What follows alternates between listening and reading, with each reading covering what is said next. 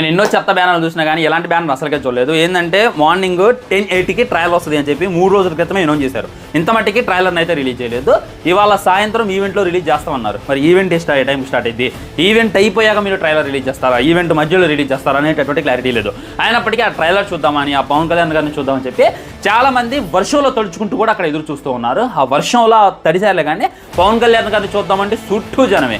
అసలు ఒక ప్లానింగ్ లేదు, ఒక పద్ధతి లేదు. సుజిత్ గారు బాగానే ప్లాన్ చేసుకున్నారు. ఆయన డ్రెస్ అయినా, కటానా పట్టుకోవడం అయినా చాలా బాగా ప్లాన్ చేసుకున్నారు. కానీ అక్కడ స్టేజ్ మీద పవన్ కళ్యాణ్ గారు చూసేటటువంటి అవకాశం ఎవరికి ఇయ్యట్లా. చుట్టూ బాడీ కట్టి స్టేజ్ అంతా ఎంటీకి పెట్టి మధ్యలో నుండి పవన్ కళ్యాణ్ గారు ఆ డ్రెస్ వేసుకొని వచ్చి కటానాతో ఒక తిప్పుడు తిప్పితే ఎలా ఉండేది? అప్పుడు మన రాజమౌళి గారు ప్రభాస్తో ఎలా ప్లాన్ చేసిండో మరి మీకు ఏమైంది? చుట్టూ జనమే భయ్యా. దీనికి తగ్గట్టు ట్రైలర్ కూడా రిలీజ్ చేయమన్నారు. ట్రైలర్లో ఇంకేదో బ్యాలెన్స్ ఉందంట, ఇంకేదో ఎలివేషన్ సీన్ కట్టుందంట.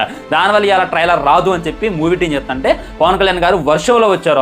వాళ్ళు బాగా వెయిట్ చేస్తున్నారు. వాళ్ళని ఇబ్బంది పెట్టొద్దు, నువ్వు ట్రైలర్ వేయి అని చెప్పి బలవంత